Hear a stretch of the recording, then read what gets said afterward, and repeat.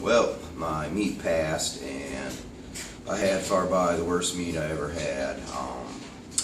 One little thing can throw the whole thing off. When I was rehydrating on my day or whatever, I caught something in my chest, got sick, so my nose clogged up. I wasn't able to sleep at night. I was snoring and everything, waking up off and on during the night. Weight got back up where I needed to after my water weight cut and everything. Felt pretty good in that sense, but not sure exactly what happens. But I know when I don't sleep very well, I tend to, when I go to squat or deadlift, I tend to pass out. Just down near the bottom of the pressure or something like that, I'll black out. Sometimes you see it on my training videos, have an issue with that, getting a little lightheaded on the deadlift, whatever. Sometimes squats have felt like that. I've been doing a pretty good job by, like in the mornings, Saturday when I work real late at night, to be able to sleep in enough where it doesn't affect my training day Saturday, but unfortunately this wasn't the case. So on my first squat, opened up with 660, flew warm-ups and everything. The last set I took, I think it was 615 or 620, something like that. Felt a little dizzy, nothing I was too concerned about. Went in, hit 660. Hit that, did everything. I thought I hit depth. Came up, held it, they closed the racks, pushed me into the racks, and I get a rack call that the head judge said he didn't say racket, even though I stood there and they pushed the weights into the rack. Way things go sometime. Decided to up it to 680 because I wanted to be closer to my goals and everything. Tried 680 and got down there, started to come up, just I guess I just kind of like got a little dizzy and everything, and I was limp on my knees and everything, wasn't able to get it, didn't have the strength I guess for it or whatever too, but the main thing was just being dizzy, I think. So no lift, couldn't get it, and then tried it again, second time, same thing happened. So pretty much effectively bombed the meet. Paid for a push and pull as well. That way, just wanted to see if I could hit a bench PR. After I tore my pec healed pretty quickly, but my strength, I felt that it dropped down quite a bit. Going through my warm-ups, everything felt okay for, I think my last one might have been like 410 or 415. Didn't move quite as fast as I wanted to, moved pretty quick and everything, but I wanted to feel like nothing. I felt like a little bit on there, but still moved pretty quick. Go to my opener, 450, go down, paused it, put it back up pretty quickly, easily. I didn't feel like I had the right groove technique, but at that light of weight for me, I was able to push through. Went on to my plan, second attempt at 480, and did not have it in me. And at that point, I mean, I thought like, okay, I already hit 485 in competition. I already lost my total, so might as well try 490 for a PR. Did a little better on that, I felt.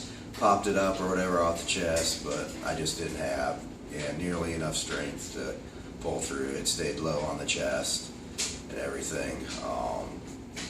So, of course, couldn't push it up. Move on to deadlifts. Deadlifts was doing all right. Was one of my coaches was helping me. She got like a can of compressed, like some air in a can to try to help with my blacking out.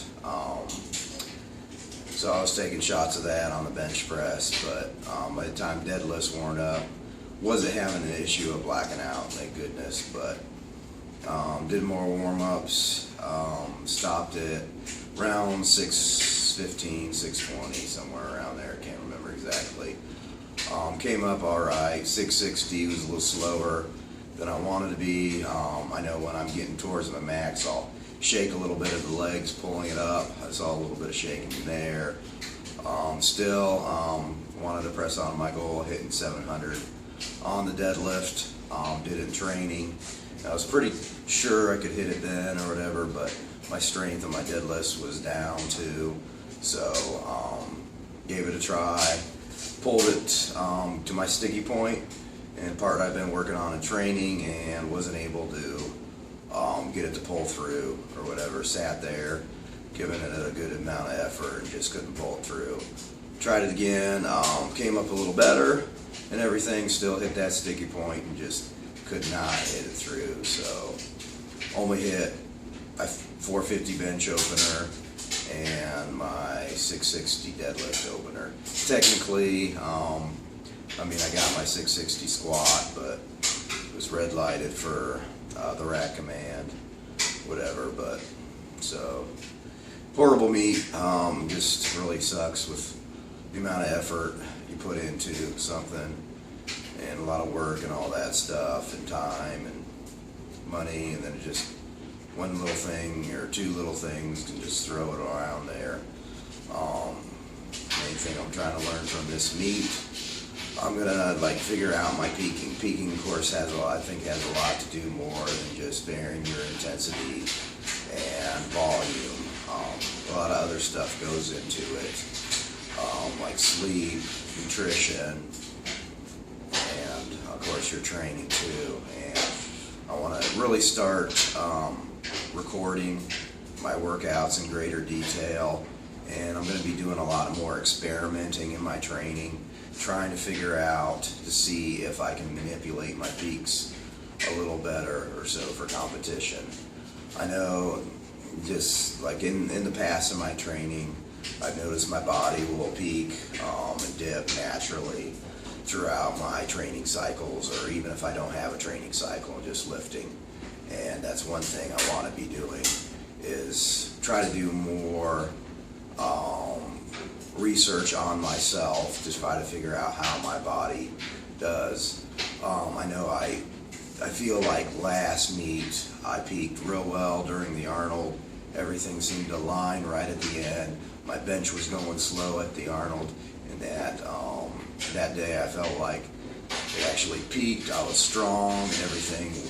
And then I tended to try to repeat that this training cycle, and then wasn't quite able to do that. Followed some of the same training and everything, rep schemes and all that, and hoped of peaking. But for some reason I felt like I peaked sooner, and then it dropped off once I had my pec tear. So I mean, there was that variable thrown in, and of course deadlift too. Deadlift, I'm not so sure I peaked well at the Arnold or whatever, but I still hit a PR on there. I know I'm a little capable of more, but then I'm just gonna be through a few months here. I'm gonna be playing with some stuff, trying to record a lot of data, a lot of accessories and everything, maybe nutrition, my sleep, how things feel, and to try to figure out how my body peaks and see if there's a pattern to it. Whether or not there is, I don't know, maybe there isn't. I believe all this is an art, not necessarily a science, so things change and you have to adapt and everything.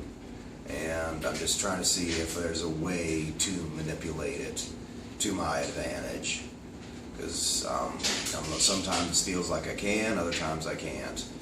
So I've been trying to I did a little research today about, was thinking about just doing an Google Documents or so, and recording either on the Google spreadsheets. But then I started I remember there's this mystrengthbook.com. I'm thinking about starting to maybe try out the 21-day free trial, so I'll probably be ended up giving some feedback on that, what I think. If I think that it's worth at the end of the 21 days to buy their program, probably for a year. I'm not quite sure it has all the metrics I want to be recording. It has mostly, I've looked at as training on there, but I didn't see much more about nutrition, supplementation, sleep, and everything. Maybe I know some of the developers on that seem to be receptive to people suggesting changes, so maybe I can have some input on there, get some more stuff to record, like your calorie intake for the day or something like that. Maybe that can go hand in hand, and you can, because that has a big part of how you perform on your train, and of course sleep too. Somehow I got to record my sleeping and everything. I've been having trouble sleeping at night. Nothing real bad. I fall asleep, but I wake up a lot during the night, like sometimes up to like 5 times during the night and everything. I'll fall asleep quickly or whatever and be out for about 30 minutes and then wake up. Then it takes me a little longer to fall asleep, and I wake up, get back to bed and everything. And sometimes when I'm super tired, I sleep through the night. And other times I have problems snoring, which my body weight, I mean, it's below 200, but there's a lot of other variables that could cause it too. Like I have a deviated septum from working in a factory that had ammonia refrigeration, company that made ammonia refrigerators, and I tested that, and that really destroyed my sinuses. So I got a deviated septum from that, where the passageways shift and close one out. So that causes a lot of my breathing problems too. Whether or not it's related to me passing out on the squat, could be, maybe not, I don't know. But that's one thing I'm also going to have to figure out. So I have a lot to figure out during my next meet to be productive on it. So this is a time I'll be doing a lot of experimentation with training and with some other stuff, like trying to get my sleep figured out better, and of course the passing out. I feel if I got the passing out figured out, my squat would go up a bit more.